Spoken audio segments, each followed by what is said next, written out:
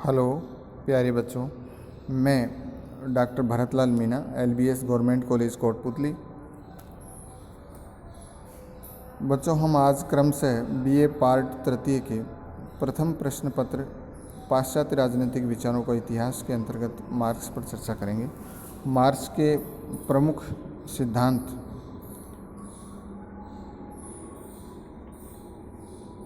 द्वंद्वात्मक भौतिकवाद, इतिहास की आर्थिक या भौतिकवादी व्याख्या, वर्ग संघर्ष का सिद्धांत और अतिरिक्त मूल्य का सिद्धांत। सर्वप्रथम हम आज चर्चा करेंगे द्वंद्वात्मक भौतिकवाद पर। द्वंद्वात्मक भौतिकवाद का सिद्धांत मार्क्स के संपूर्ण चिंतन का मूलाधार है। इस सिद्धांत के प्रतिपादन में मार्क्स ने द्वंद्ववाद का विचार हीगल की द्वंद्वात्मक पद्धति से ग्रहण किया है और भौतिकवाद का दृष्टिकोण फायरबाख से। इन दोनों के सम्मिश्रण ने द्वंद्ववाद के सिद्धांत को एकदम नई और मौलिक दिशा प्रदान की है। इस नवीन सिद्धांत की उपयोगिता इस तथ्य से आंकी जा सकती है कि मार्क्स ने इसे समस्त साम्यवादियों के लिए एक दिशा निर्देशन यंत्र की उपमा दी, जिसका प्रयोग करके साम्यवादी अपनी क्रांतिकारी गतिविधियों के संचालन की दिशा निर्धारित करते हैं। द्वंद्वात्मक भौतिकवाद में दो शब्द हैं। इनमें सर्वप्रथम शब्द द्वंद्वात्मक इस प्रक्रिया को स्पष्ट करता है जिसके अनुसार सृष्टि का विकास हो रहा है, और दूसरा शब्द भौतिकवाद सृष्टि के मूल तत्व को सूचित करता है। एमिल ब्रंस के अनुसार आम तौर से समझा जाता है द्वंद्वात्मक भौतिकवाद कोई रहस्यमयी चीज़ है, परंतु ऐसा नहीं है, क्योंकि यह वास्तविक संसार का प्रतिबिंब ही तो है और रोज़मर्रा की साधारण चीज़ों का वर्णन करके जिन्हें हर आदमी जानता है द्वंद्वात्मक शब्द का अर्थ समझाया जा सकता है। द्वंद्वात्मक प्रक्रिया। मार्क्स का द्वंद्ववाद हीगल की द्वंद्वात्मक पद्धति पर आधारित है, परंतु हीगल के द्वंद्ववाद को मार्क्स ने बिल्कुल उल्टा कर दिया है। स्वयं मार्क्स ने कहा है कि मेरी द्वंद्ववादी पद्धति हीगलवादी पद्धति से न केवल भिन्न है बल्कि ठीक उसकी उल्टी है। हीगल के लिए मानव मस्तिष्क की जीवन प्रक्रिया अर्थात चिंतन की प्रक्रिया, जिसे विचार के नाम से उसने एक स्वतंत्र कर्ता तक बना डाला है, वास्तविक संसार की सृजनकर्त्री है और वास्तविक संसार विचार का बाहरी इंद्रिय गम्य रूप मात्र है। इसके विपरीत मेरे लिए विचार इसके सिवा और कुछ नहीं है कि भौतिक संसार मानव मस्तिष्क में प्रतिबिंबित होता है और चिंतन के रूपों में बदल जाता है।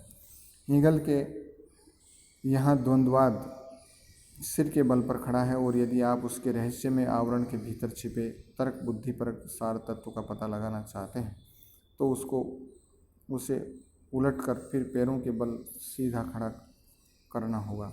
हीगल ये मानकर चलता है कि समाज की प्रगति प्रत्यक्ष न होकर एक टेढ़े मेढ़े तरीके से हुई है, जिसके तीन अंग हैं वाद, प्रतिवाद और संवाद। मार्क्स की द्वंद्वात्मक पद्धति का आधार हीगल का यही द्वंद्ववादी दर्शन है। मार्क्स के अनुसार वाद समाज की एक साधारण स्थिति है जिसमें कोई अंतर्विरोध नहीं पाया जाता। थोड़े समय बाद वाद से असंतुष्ट होकर उसकी प्रतिक्रिया के स्वरूप प्रतिवाद उत्पन्न होता है। यह निषेधात्मक स्थिति वाद की अपेक्षा अधिक प्रगतिशील मानी जाती है। वाद और प्रतिवाद में अंतर्विरोध के फलस्वरूप एक समझौता हो जाता है, जिससे एक नए विचार की उत्पत्ति होती है। इसे हीगल संवाद या संश्लेषण का नाम देता है।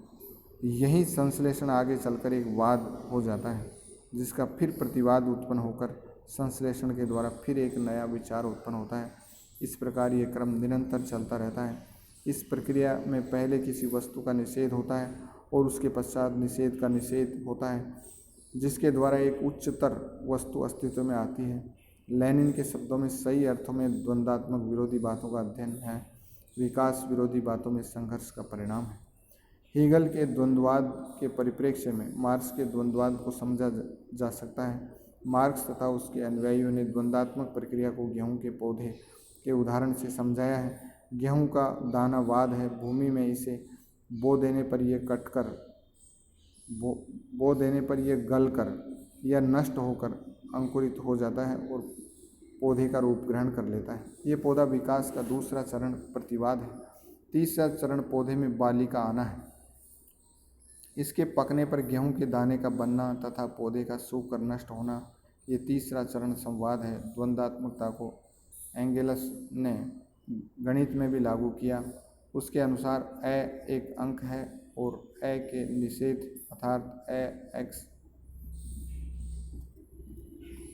बराबर ए स्क्वायर हो जाता है। ए स्क्वायर संवाद है। संवाद वाद और प्रतिवाद की तुलना में मात्रात्मक या गुणात्मक रूप में अधिक होता है। आर्थिक जीवन की विभिन्न अवस्थाओं के संदर्भ में इस द्वंद्वात्मक प्रक्रिया को इस प्रकार समझाया जा सकता है। पूंजीवाद वाद है और सर्वहारा वर्ग के अधिनायकवाद की अवस्था प्रतिवाद है और साम्यवाद की अवस्था संवाद है। इस प्रकार स्पष्ट है कि द्वंद्ववाद विरोधी तत्वों में निहित संघर्ष के माध्यम से संचालित होता है और ये संघर्ष अंततः उन पारस्परिक विरोधी तत्वों में समन्वय स्थापित कर देता है, जिससे उच्च स्थिति में उन दोनों तत्वों के गुण विद्यमान होते हैं। कालांतर में यह समन्वय पुनः अपने विरोधी विचारों को जन्म देकर संघर्ष और समन्वय की यह प्रक्रिया, जिसे हम द्वंद्वात्मक पद्धति के नाम से जानते हैं, उस समय तक चलती रहती है जब तक विचार का आदर्श रूप प्राप्त नहीं हो जाता और वह अपने आंतरिक विरोधों से मुक्त नहीं हो जाता। चूँकि वैज्ञानिक समाजवाद के सिद्धांत में द्वंद्ववाद का उपयोग अलग अलग एवं विभिन्न संदर्भों में किया गया है, अतः उसकी परिभाषा का स्वरूप भी हीगल द्वारा दी गई परिभाषा से विस्तृत है। एंगेल्स ने द्वंद्ववाद को स्पष्ट करते हुए कहा है कि द्वंद्ववाद मानव समाज तथा चिंतन के विकास और गति के सामान्य नियमों का विज्ञान है। भौतिकवाद। मार्क्स ने द्वंद्वात्मक पद्धति हीगल से ग्रहण की है, परंतु मार्क्सवादी द्वंद्ववाद हीगल के द्वंद्ववाद से बहुत अधिक भिन्न है। हीगल और मार्क्स के द्वंद्ववाद में प्रमुख अंतर यह है कि हीगल एक आदर्शवादी था। उसके द्वंद्ववाद का आधार विचार या आध्यात्मिकता था, परंतु मार्क्स के अनुसार विचार या नहीं, भौतिक पदार्थ ही इस जगत का आधार है। हीगल की दृष्टि में इतिहास विश्व आत्मा की क्रमिक अभिव्यक्ति है और वह भी एक दैवी आयोजन के द्वारा जो संपूर्ण विश्व में परिव्याप्त है, परंतु मार्क्स ने हीगल के विश्व आत्मा के विचार को काल्पनिक कहकर छोड़ दिया है और उसके स्थान पर विशुद्ध भौतिक तत्व की महत्ता स्वीकार की है। इस प्रकार हीगल के लिए मूल वस्तु विचार है, मार्क्स के लिए मूल वस्तु पदार्थ है। हीगल ने कहा कि विचार द्वंद्वात्मक प्रक्रिया से विकसित होते हैं, उनके विकास के साथ साथ ये संसार बदलता है। मार्क्स ने कहा नहीं, मुख्य वस्तु पदार्थ है। मार्क्स ने कहा मुख्य वस्तु पदार्थ है, पदार्थ में परिवर्तन द्वंद्वात्मक प्रक्रिया द्वारा होते हैं। द्वंद्वात्मक भौतिकवाद प्रगतिवादी है, उसकी प्रकृति भौतिक है, आध्यात्मिक नहीं। द्वंद्वात्मक भौतिकवाद की मूल धारणा है कि विश्व का आधार भौतिक तत्व अर्थात पदार्थ है। वह अपने आंतरिक स्वभाव द्वारा स्वतः विकसित होता है तथा समय समय पर नाना प्रकार के रूप धारण करता है। ये विकास भौतिक पदार्थ में निहित आंतरिक विरोध के कारण संचालित होता है। इसमें जैसा कि हीगल ने कहा है कि वाद, प्रतिवाद और संवाद की त्रयी को लेकर आगे चलता है तथा भौतिक विकास का पथ प्रशस्त करता जाता है। मार्क्स ने इसे मानव इतिहास का अटल तथा अपरिवर्तनशील नियम कहा है। मार्क्स के अनुसार विश्व एक भौतिक जगत है और इसमें घटनाएं तथा वस्तुएं एक दूसरे से संबद्ध हैं। चूँकि भौतिक जगत में परिवर्तन निरंतर होते रहते हैं, अतः सामाजिक जीवन में भी परिवर्तन होते रहते हैं। इन परिवर्तनों का कारण कोई देवी सत्ता या ईश्वरीय नियम नहीं, प्रत्युत भौतिक परिस्थितियों का होना है। इन भौतिक परिस्थितियों से मार्क्स का अभिप्राय आर्थिक संबंधों से है। मार्क्स के अनुसार पदार्थ अर्थात भौतिक जगत द्वंद्वात्मक पद्धति के माध्यम से अपनी संपूर्णता की यात्रा पर अग्रसर है और इसके विभिन्न रूप उसकी इस यात्रा के विभिन्न पड़ाव हैं।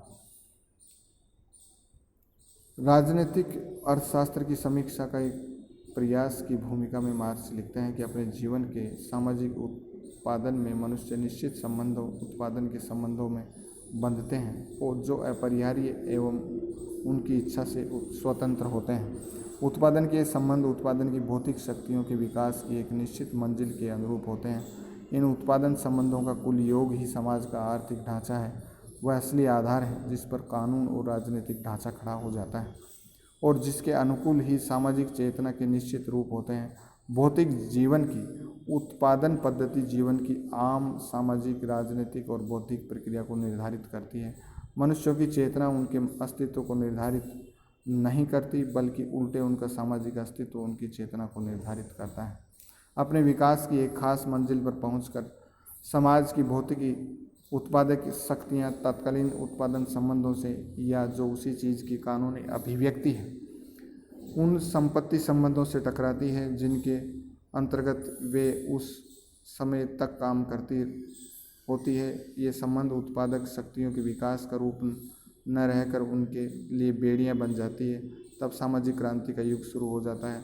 आर्थिक आधार के बदलने के साथ समस्त वृद्धाकार ऊपरी ढांचा भी कमोबेश तेजी से बदल जाता है। ऐसे रूपांतरण पर विचार करते हुए एक भेद हमेशा ध्यान में रखना चाहिए। एक ओर तो उत्पादन की परिस्थितियों का भौतिक रूपांतरण जो प्राकृतिक विज्ञान की अचूकता के साथ निर्धारित किया जाना चाहिए, दूसरी ओर वे कानूनी, राजनीतिक, धार्मिक, सौंदर्य बोधी या दार्शनिक संक्षेप में विचारधारात्मक रूप हैं जिसके धन्यवाद।